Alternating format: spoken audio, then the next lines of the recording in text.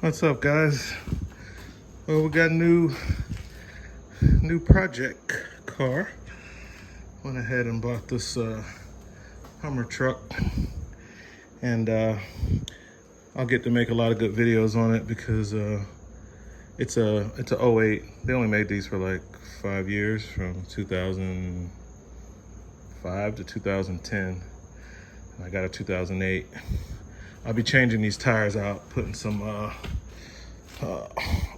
ATV all-terrain tires on it, some off-road tires, like some hybrids, you know, something like a Wrangler or something like that. So we'll be getting rid of these little, I'm not a fan of these little skinny tires. I wish it still had the factory rims, but it didn't, so I have to deal with that. So these are 22s that are on here. So I'll have to, I've already priced out some 270, piece 275, 45, and that's what I'll be going with. All right, so just got this literally like a couple hours ago. So gonna do the basics, what I feel are the basics that you should do whenever you buy a vehicle. You know, tune up, oil change, brakes, things like that.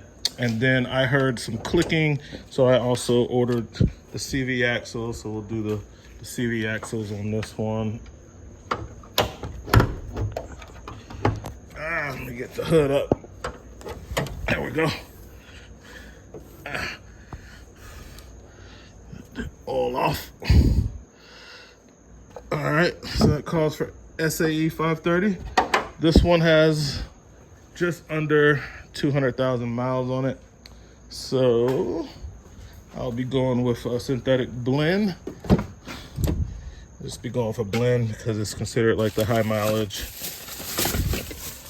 I've ran some B12 through here. Got the air filter, which is a lot better than the air filter on the H2s and the H1s. They have that huge air filter. Nobody seems to keep in stock. So I'm glad that this H3 just has the 3700 Vortex in it. So it has a 5-cylinder engine in it. So that's good for me. And all-wheel drive on this guy. And we're gonna start the oil change. I already got my snap-on sockets out, and I'll have to, the skid plates are already off. It normally has skid plates in the front and the back, and they're off, and it looks like I got a leak right here. That's transmission, and it is a little jerky, so I think I'll be changing, looks like these, it's probably this line. This side is not as wet as this one, so it's this transmission line. I'll be doing a lot of work, so we'll get a lot of videos, a lot of projects. So we're gonna start off with the oil, 13 millimeter on this guy. And it's gonna make a mess. You know, when I was starting off in the automotive world, I used to hate getting these because the mess that it made. It always hits the frame. It's not enough room to put my little diverter shield. So, yeah. Accidentally hit the stop button. Yeah. Always makes a mess. So I got my pan that I use for doing diesel pushers, my big oil pan, and I'll just, you know, let it go using my little, that goes in my round oil pan that I normally use, but I knew this was gonna make a mess. So I went ahead and got that guy out. So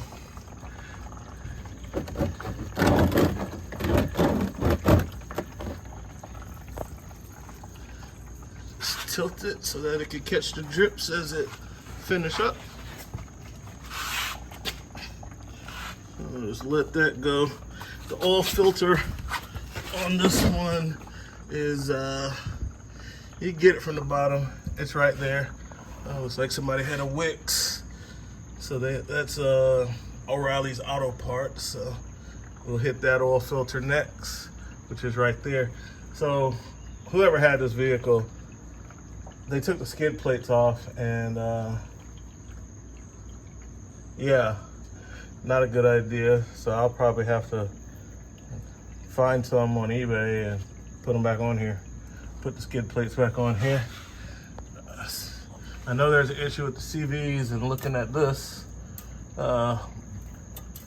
band clamp that's just hanging out right there. Looks like this end over here. Yep. So I've already ordered 2 axles. Put those on tomorrow. And let's see what the other one looks like.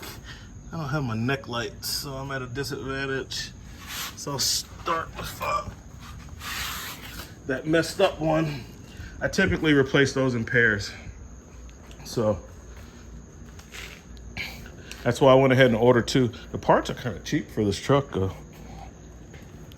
All right, let's get back under here.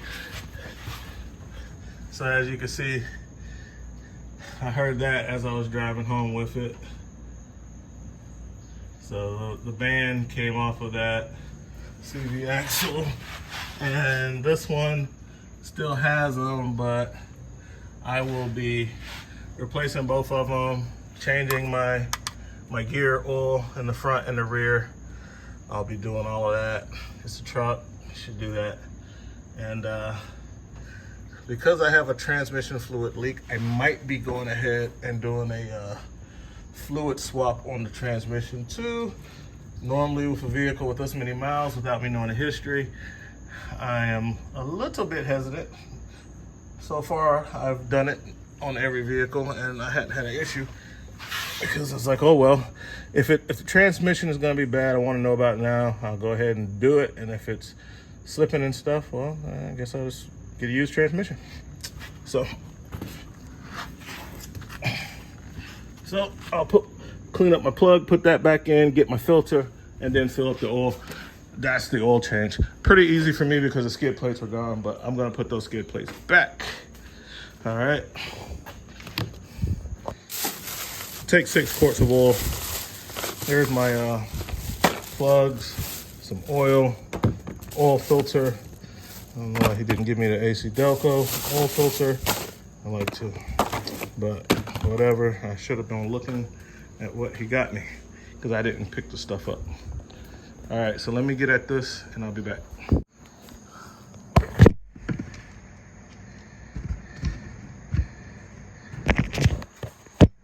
So on the oil filter, there's like a little built-in funnel right there.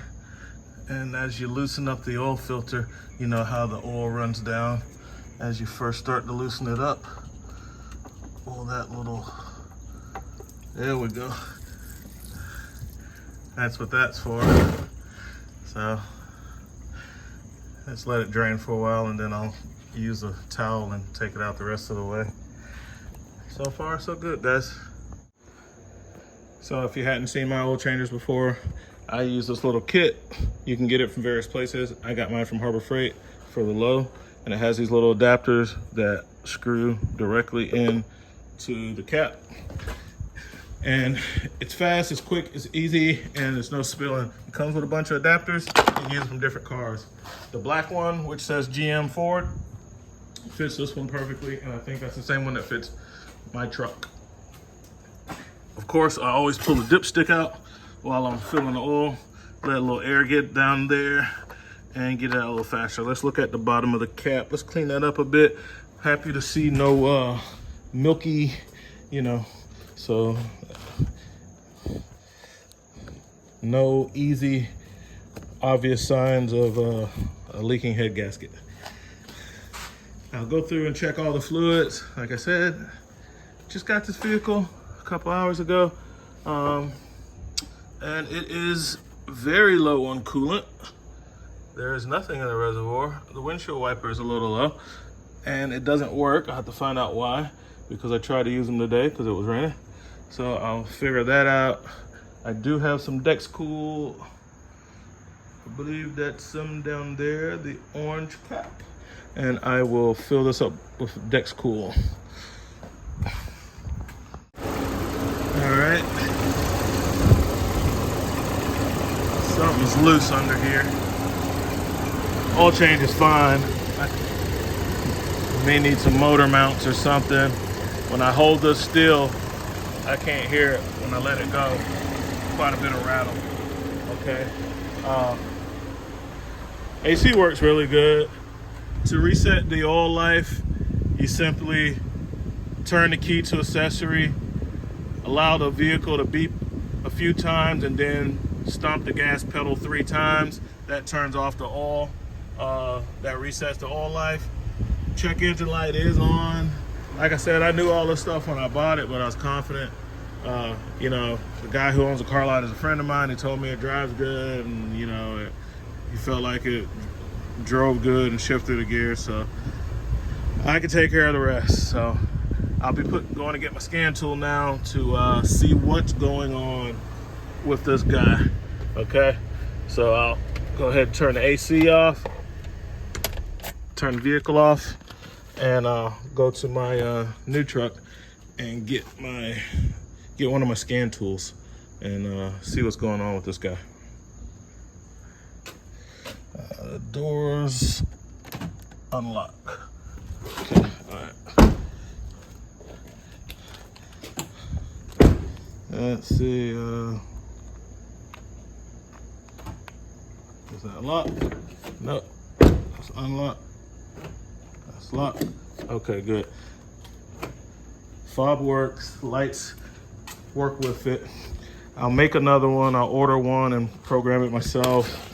I'll get another key made, and I don't know if it's a chip key or not. If it is, I have a key machine, so it doesn't matter. I'll do that myself as well. Right now, I just need to find out. I need to take care of that transmission.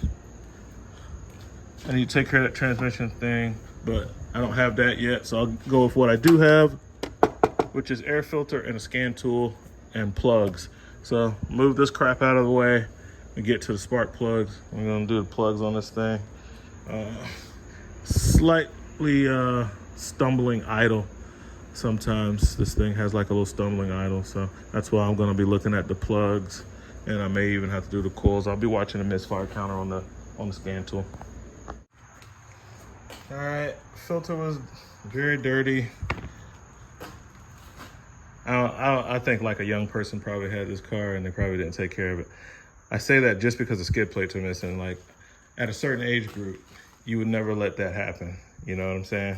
And plus older guys, we like to keep our stuff kind of stock, you know? So anyway, there was a lot of debris in there. So I pulled out my 12 volt Milwaukee vacuum to vacuum that out. Gonna slap the new filter in here now. We have the new filter. This was full of trash, obviously. I vacuumed it out. I like that they have locating tabs so you can't put the filter in wrong. There's a little locating tab right there. That's pretty nice. This looks like it's clean. Okay, lenses, more HD. And you can see how I have this turned to the side. Charged battery for this one. And also, what is that crap? I need to clean out that vacuum and deodorize it because it stinks. Mass airflow sensor. I'm gonna hit that with some mass airflow sensor spray. I'm gonna have it out. Take care of that. I want to give it the best chance it can have. I got to take the whole thing off anyway to change the, ooh, look at there. It looks like there might be some valve cover gaskets in my future. Look at that, guys. See that wet spot at the back? Yep, I hope it's not in the spark plug holes. So definitely be taking a look at that in the back there. And the engine kind of tilts to the back, and that's where I'm seeing all of the wetness at the back. So I'll be putting, well, the good thing that this is like a inline 5. All 5 of the plugs are on one, you know, like a straight 6. It's a straight 5. So that's good. Makes the gasket change easier. So I see that I'll be picking up some valve cover gaskets. When I take that this top part of this intake off, I'll see more. But yep, I need to add a few more things to the list. I got my tool updating. So we got the scan tool updating. And I'm gonna go home and find some, because this one is dead and the top's gone off of it. I do have to make another store run, so I will. I thought I had some more of it somewhere. Thought I had some more, but I do have a fair amount of gear oil, so that's good. I got a lot of gear oil. I got a few more, yeah, back there, more gear oil. Which I hadn't done yet, but I will. At least the truck's high enough off the ground to where I don't really have to jack it up or put it on ramps to do that or change oil, but I did. But let me go see if my scan tool's finished updating and find some electrical contact cleaner, which I know I have, and try to clean off that mass airflow sensor. All right, so we got the O icon out, and it has auto scanned the vehicle. I missed whatever that little message was at the bottom.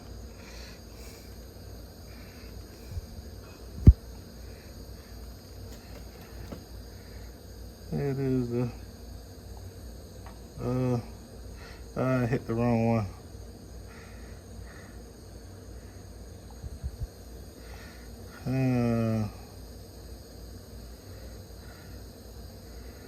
Exit.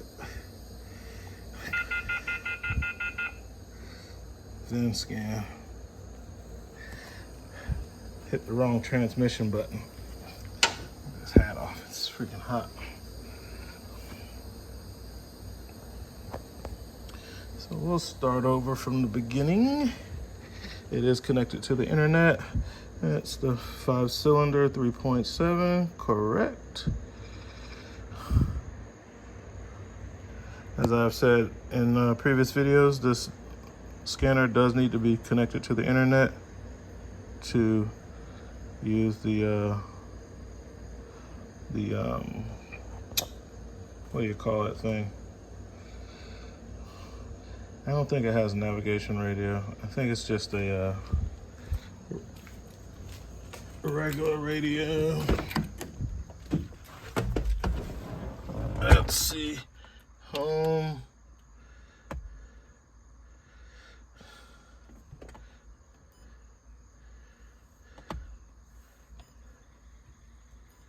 Home.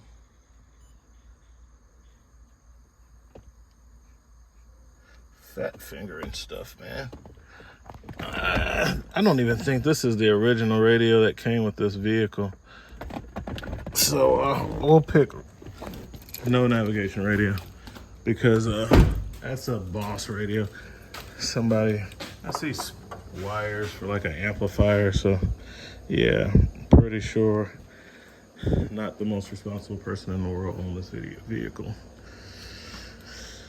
Let's do an all system code scan and let's see what we got.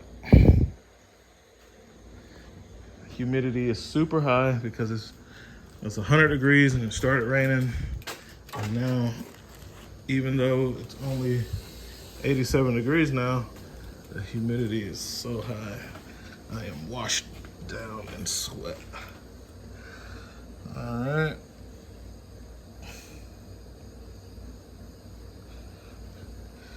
See, we got engine control module with 4 faults, body control module with 9 faults. We have cluster fault, and it's still going. I don't know where is the percentage at. It normally tells me what the percentage is as it's doing it. Maybe I have to, okay, 79%. That's where we're at right now. So rarely do I buy a vehicle without scanning it first, but these are kind of rare. They only made so many of them. They didn't make them for very long. I wanted one, so I went ahead and bought it anyway. That's that thing. I'll probably be doing a brake flush for sure. Flushing the brake fluid on this. And I think I'll be pumping out all of that because that looks kind of nasty, that windshield wiper fluid. All right, so here are our codes. We got 3 modules that have issues. Let's look at the ECM first. Okay, so that's probably an O2 sensor. And we got some misfire, so definitely be hitting the plugs and checking those spark plug tubes for oil, because I do have a oil leak on the back of the engine. Small leak. It probably needs a new cap. I noticed when I was putting on the gas cap that it, even though it clicked, it was kind of loose. It's like it wasn't. It's like really loose.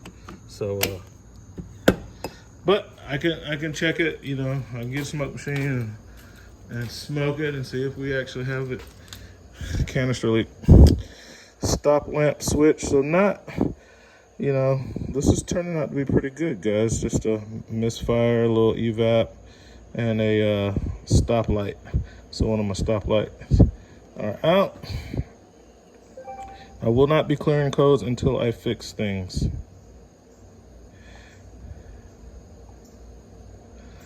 Let's see what's in the BCM. I think this was the BCM. Okay. These work now. And like I talked about earlier, when they changed the tires, they did not change the, so we can clear these. And the TPMS ones will come back until I get those Autel. I'll have to order those and get those Autel aftermarket TPMS and program them to this vehicle. Okay, let's see the VCI. What's going on with that?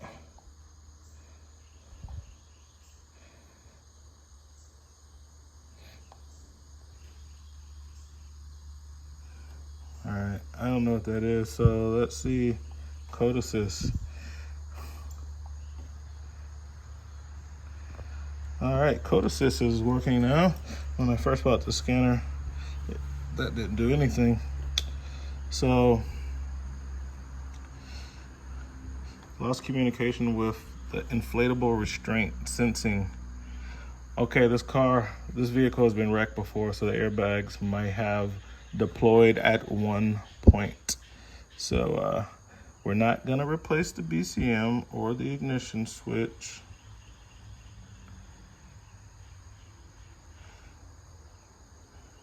Okay, so then now this is just getting into crazy stuff. What does the starter has to do with that? I will look up the U1088, but reading the description, it's talking about the airbag. And like I said, I know that this guy has been in an accident. It was sideswiped, and airbag probably deployed, which is why that is probably doing that. I'll go ahead and clear that one. See if it comes back.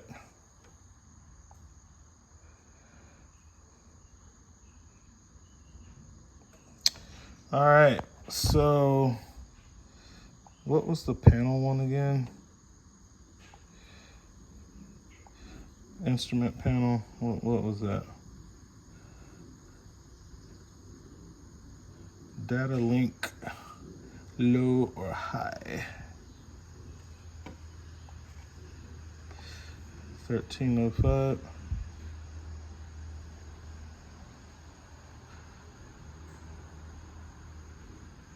Okay, I'm not having a problem with my scan tool. It's working fine.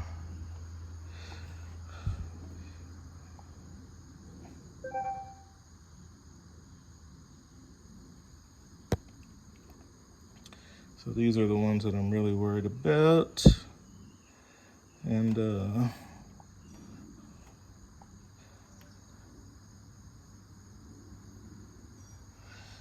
all right, and that's going to be the misfire, the O2 sensor, and the evap leak. Okay, so I'll also clear those actually. Let's see what comes back. I don't know what was done with this vehicle before I got it. So now all the codes have been cleared, and I will go from there.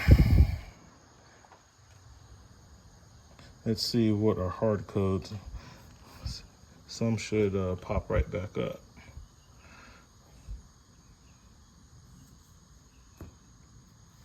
I'm gonna get that clip for that quick disconnect line, for that transmission oil cooler line. That's gonna be very important. I don't think I want to drive this until that is done. I can't even test drive it.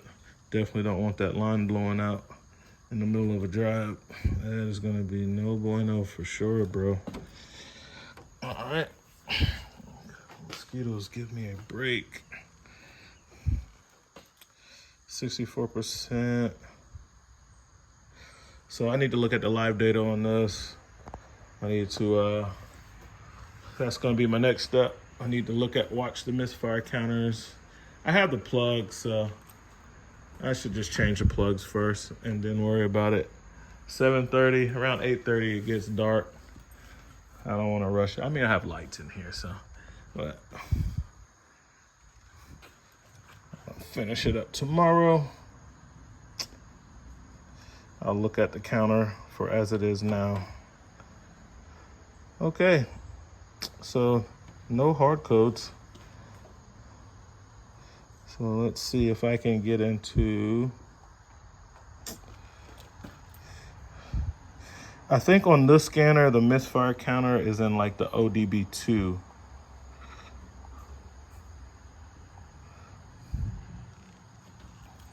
If I remember correctly.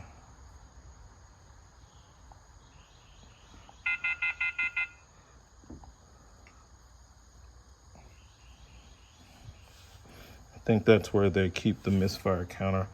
And my Autel, it's in the regular modules and stuff. Let's go to the ECM. But unless they changed it, I remember on this one, it's in the, you gotta go through the OBD2 to get to the misfire stuff.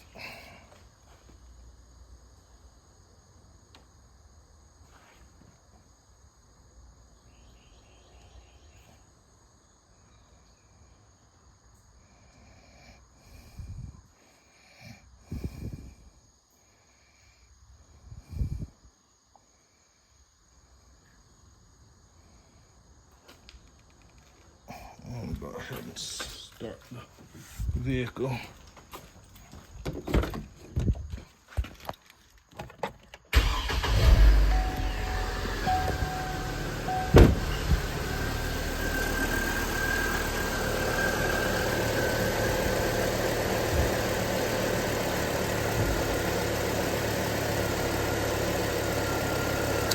All right, let's see.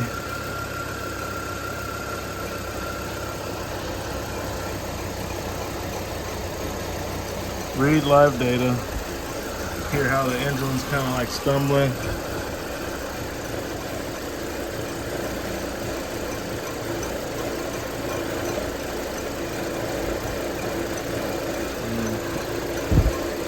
Evap is out of spec. Hadn't got up to operating temperature yet either.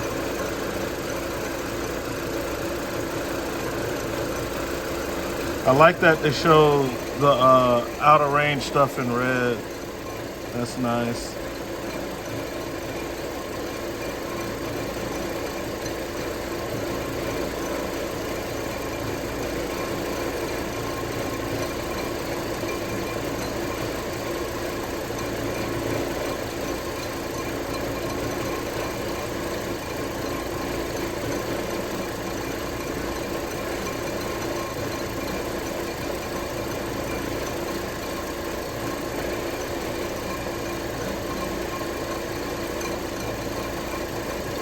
I don't see my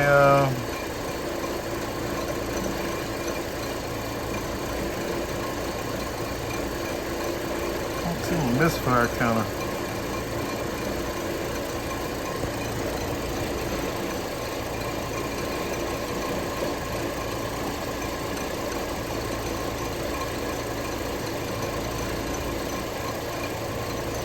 Okay, we're at operating temperature.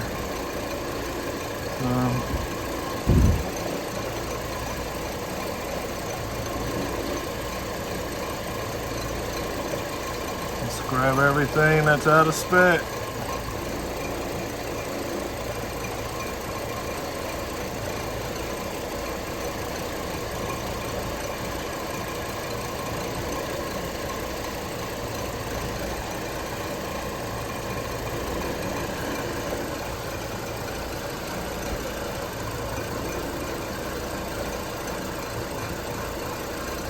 Alright.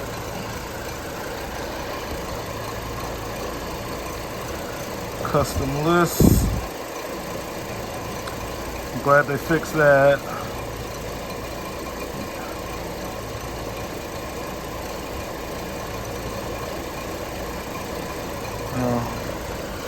Should be a way to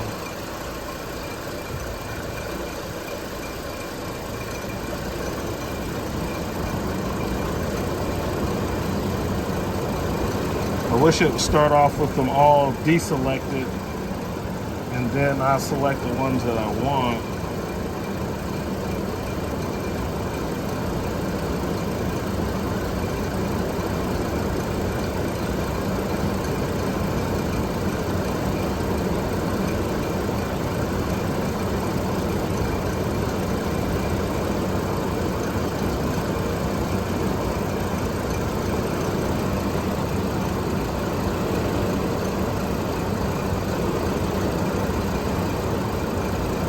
But at least they have it to where we can do a custom list now.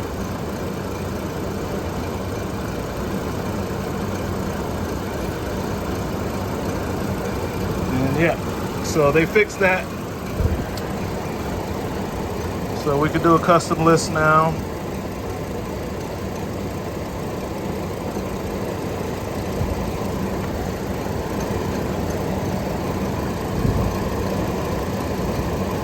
That's pretty cool. That's good for them to do that, to make it work.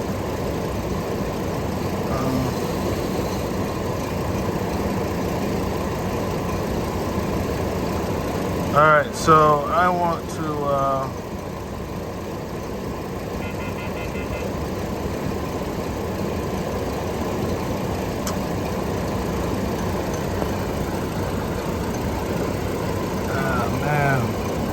I just want to get into the modules, bro,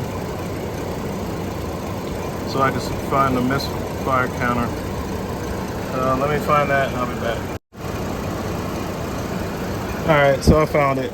It is like a normal scanner now. It has moved it to the, I went directly into system selection, engine control module, now misfire data, which is how it is on my Altels in normal scanner. So that's good. Happy to see that.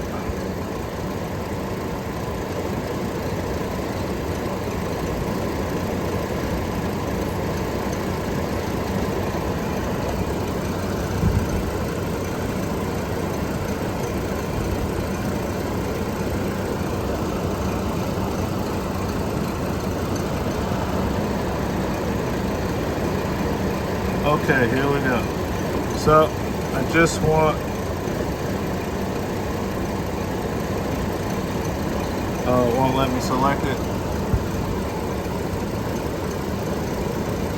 just want to see the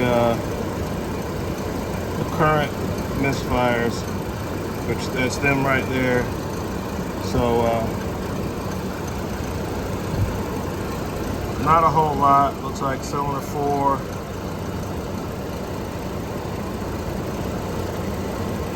So far, cylinder 4. Yeah, cylinder 4.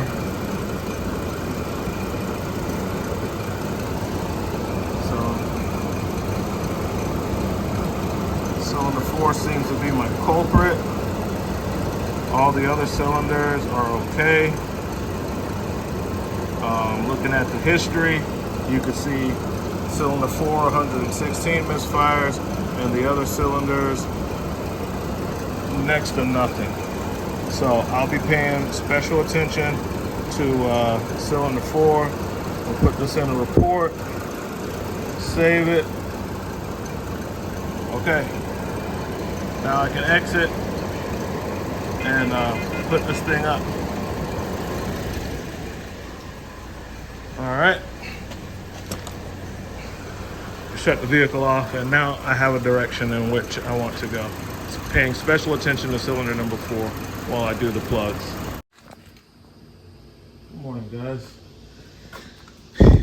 Well, been running around for the last 3 hours collecting parts and pieces from different auto parts stores so I can get my stuff done today. I'm still missing one of the CV axles, but the side that is really bad and visibly torn up, at least I can do that side.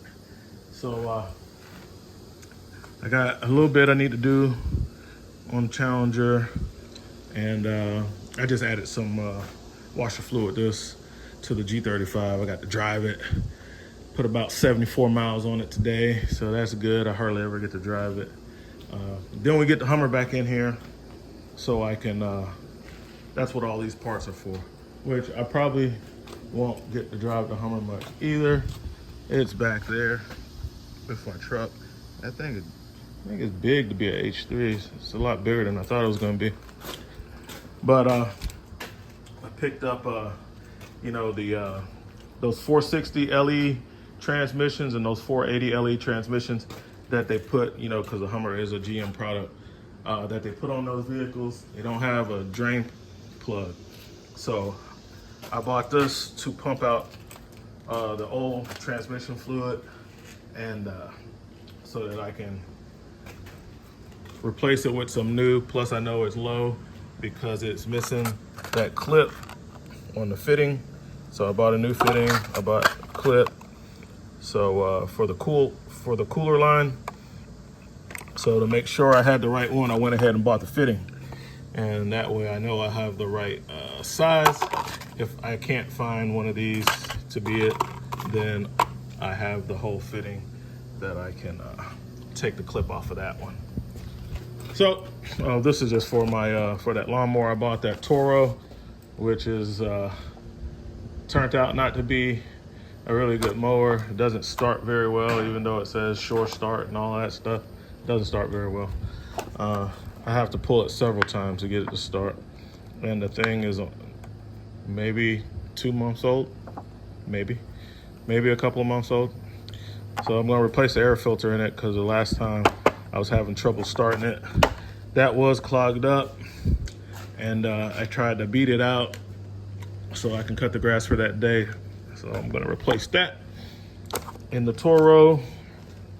So we got inner and outer tie rods. We got the plugs and one ignition coil for cylinder number 4. If you remember, when I put the scan tool on it, that's the only cylinder that was misfiring. And when I looked at the history, it's the cylinder that was in the hundreds for misfire along the history, where the other ones were in the single digits. All right. Well, I got all that tore apart. You know, I got to take off the outer tie rod, and I'm having some play in the steering, so I'm gonna go ahead and replace the inner tie rods. CV axles and seals. I'm gonna replace the seals for the CV axles. A couple fluids, a little bit of brake clean, and some brake fluid, because I'll be I'll be flushing the brakes because the fluid is dark. I want to get that back clear. 2 hub assemblies. So I hear some wheel noise. Some of it is because the front 2 tires are crappy and they're kind of like really knobby tires and they make road noise anyway. But it's more to it than that. I can hear and detect that the bearings are riding rough, and we'll take a look at them after I take them off and see if that was the case or not. So changing CV axles, you got to take apart steering knuckle, and you know, I mean, it's hanging on the lower control arm, but might as well, especially with a vehicle with almost 200,000 miles on it. I mean, I'm pretty sure the wheel bearings hadn't been changed, you know, judging by the last person who had the vehicle, judging by some of the things I've seen as far as the missing skid plates and the amplifier wiring and stuff like that. A lot of times when people are doing things like that to the vehicle, they're more so concerned with the appearance and not the functionality. So they put rims and speakers and amplifiers in it, and they neglect the maintenance of the vehicle. Only good thing for me is it had a transmission leak for a while because somebody left a clip out. So they've been adding a lot of transmission fluid, and the transmission fluid is really red. So I feel safe going ahead and changing that out. After I run that through, the next time I'll drop the pan, change the filter. So this time I'm gonna pump it out with the Holt and refill it. And then after get some miles on it, I'm gonna drop the pan, replace the gasket, replace the filter, and do the fluid again. And that is going to be a little better because that's basically what I do. Is just a lot of drain and fills. I don't normally put it on a machine to actually flush a transmission. I've seen a guy do it, and he seemed to be pretty old school, pretty knowledgeable, and he didn't have a problem doing it. But I've heard mixed reviews about that, so I'm not gonna do it.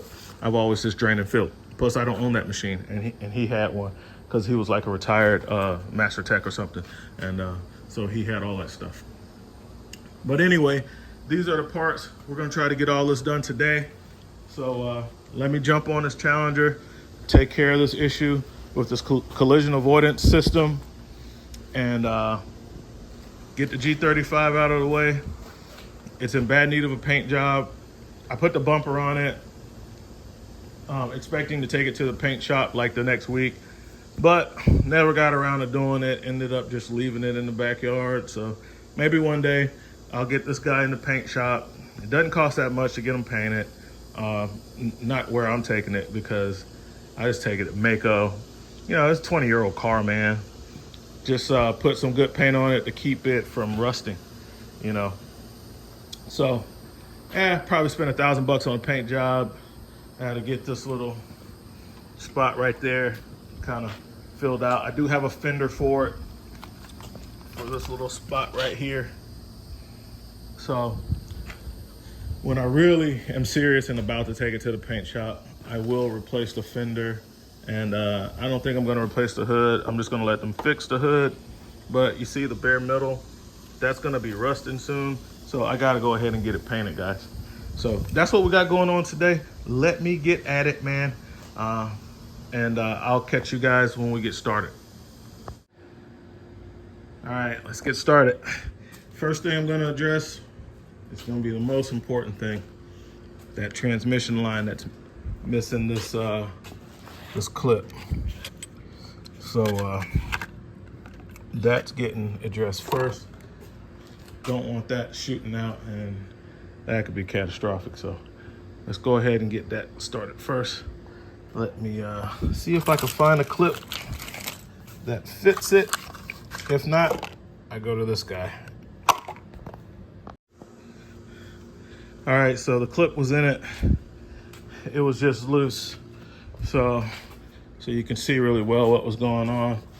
So this sits in front of a large washer before it hits the radiator, and the fitting was loose. So I took a 20mm wrench and tightened it up. 19 would, my flank drive plus 19 would barely go on that. So I went to a 20. And Yeah, I noticed like the other side that wasn't leaking, the washer was like really, really flat. And the side where where it was leaking and I thought the clip was missing, it was concaved out. So it looked like it was popped out. And after I tightened it up, it went down flat like the other one. So that side, the washer was nice and flat. This side, the washer was like bowed out and it was loose. And when I tightened it up, it was so this is just like a little cover, and it's the clip was actually in there. Let's see, we get a little light on it. Yeah. So our clip actually was, yeah, our clip is in there, but the fitting itself was loose. So I tightened it not too much because I don't know what the torque spec is on it.